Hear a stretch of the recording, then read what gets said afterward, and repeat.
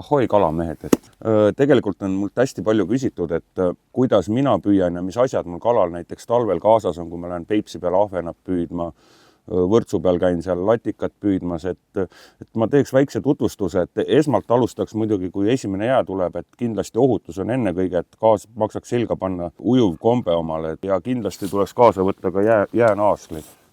Et need kaela riputada alati. Ja siis, kui jää juba on piisavalt paks, siis Norfinil on sellest toest välja tulnud üks ülimugav talvekompensatsioon. Samas jope koosneb nüüd mitmest osast, on tal ka alusfliis kaasas, et kui on ilmad niisugused vähe soojemad, ei pea seda alla panema, kui on vähe külmem, siis ongi soepesu see fliis ja jope peale ja on teil väga mugav ja soe. Samas see materjal on hästi mõnus, pehme ja liikumist praktiliselt ei takista.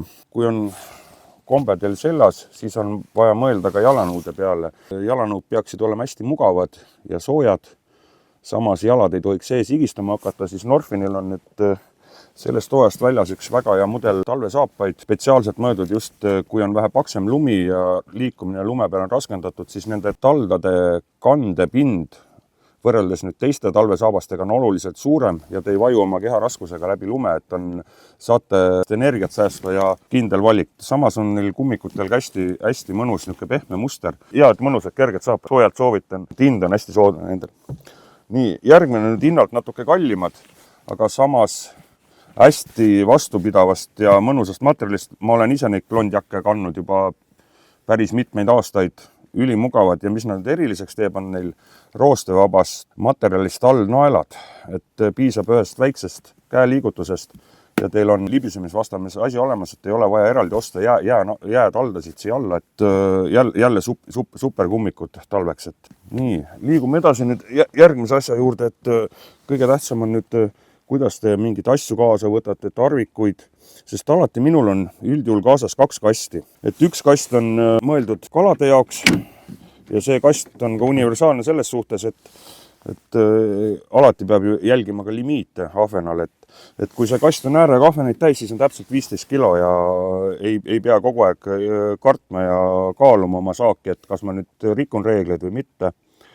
Et see ja samas kui te kalad jää peale loobite sinna lume sisse, siis pärast on väga vilets neid fileerida ja töödelda, sest nad on niisugused limaseks lähevad, kui üles sulavad ja ühesõnaga mina panen alati oma saagi kasti. Et niisugune mõnus kast ja see on mul tavaliselt kaasas ka spinnikuga ahvenat püüdes sügisel, et niisugune universaalne kast. Et samas saab selle peal istuda hästi vastupidavast plastikust. Ja teine kast on mul kaasas tarvikute jaoks ja istumise jaoks. Siin ma hoian oma ritvasid asju, käesoojendajad, siia mahuvad absoluutselt kõik asjad ära. Siia ülemisse riiodesse mahuvad ilusti ära ridvad, siin on lisakarbid, siia saate, kui te ainult marmussiga ei püüa sikuski kassadega, siis siia saate omal sikuski landid vabalt panna, et siin on 4 karpi. Siis on veel siin üks lisasahtel. Ja siis siia alla ma saan panna termosed ja igasugused muud asjad, mis mul kaasas on.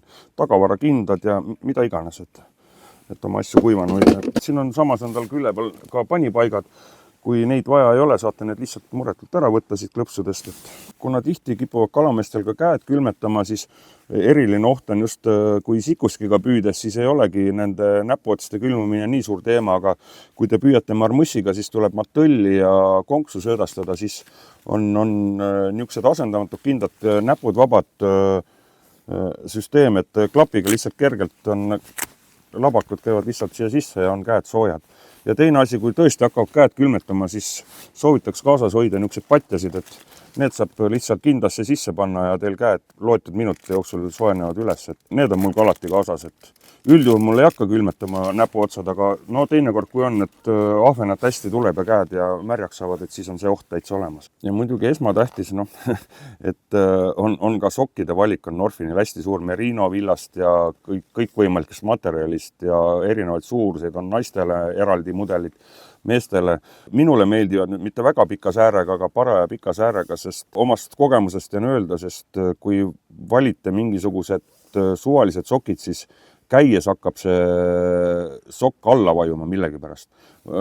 selliste tegumoega Norfini sokkidel seda probleemi ei ole nüüd, need püsivad väga hästi jalas, ja samas nad on ülisoojad, nad on hästi vastupidavad ka, nad kestavad aastaid, sest minul on konkreetsed mudelid, asjad kestnud juba, ma ei tea, pole veel suutnud katki kanda neid. Mul on kaasas nüüd ongi, kalale lähen, need 2 kasti, kindlasti peab olema teil ka kelk, et kus need asjad panna ja endal liikumine mugav olema, sest seljas kanda ilmselgelt seda 2 kasti ja üldiselt talvel on lihtne käia ja varustust on väga vähe kaasas, et aga kelk oleks jube hea abivahend teile, ja mina soovitaks alati valida kõrgema kelgu ja vähe pikema ja laiema, sest kui on paks lumi, siis on väiksete kelkudega oht, et nad võivad lumest läbi ja jube raske on teda läbi kaasas vedada, ja samas see kõrgem kelk on ka, kui sikupüügil ta ei olegi nii oluline, marmossi püügil ma panen ta alati alla tuult, et tuul noogutit ei mõjutaks, et alati ta on mul, ise istun kasti peal ja kelk on nurgaga nüüd kõrval, et see tuulevood ei mõjutaks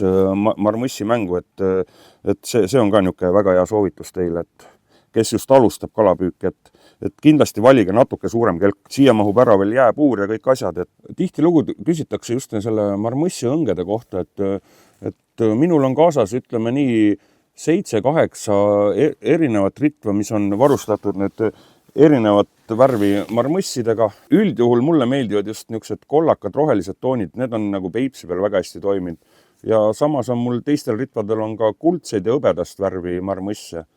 Et väga tüütum, kui on külmad ilmad siduda just omale neid marmosse seal jää peal ja kui vähegi külm ja tuul ja vastik on, siis on mõistlik nad kodus valmis teha, et ennem olgu kaasas paar õnge rohkem, et kui te seal jää peal, ikka juhtub, vahest läheb sassi või midagi, eriti kui püük käib sügavalt. Mina ise kasutan nüüd sellist tüüpi ritvasid. Neil on kaasas küll jalatoed, et see pigem ahvena puhul ei toimi, et kui särge või mingit latikat püüate, siis võite neid tugesid kasutada. Üldjuhul ma võtan need ära ja ahvena püügil neid ei ole vaja, sest ma alati, kui püüan, siis kerin ridva, viskan kaugemale, et tamiil sassi läheks. Ja alati, kui te omale marmossi ritva ostate, siis jälgida just, et see ots oleks pehme.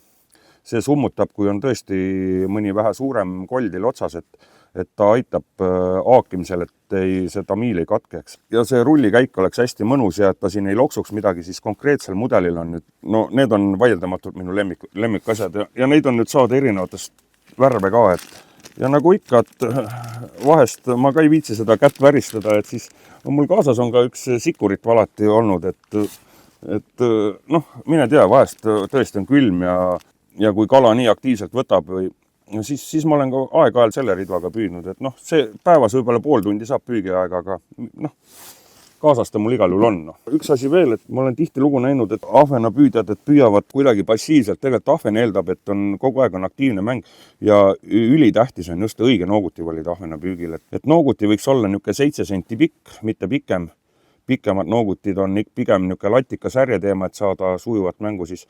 Ahvenal minule meeldib kasutada niisugune 7 sendist. Nooguti peaks jääma niisugune 45 kraadi nurga alla, kui on kirp otsas. See on nagu kõige parem mängu anda talle. Millist tamiilis ja kirbul vaieldamatu minu lemmiktamiil on üks Mikron on Lakitsoni toodangust. Mina kasutan üldiselt Peipsi peal nüüd seda 010, 012.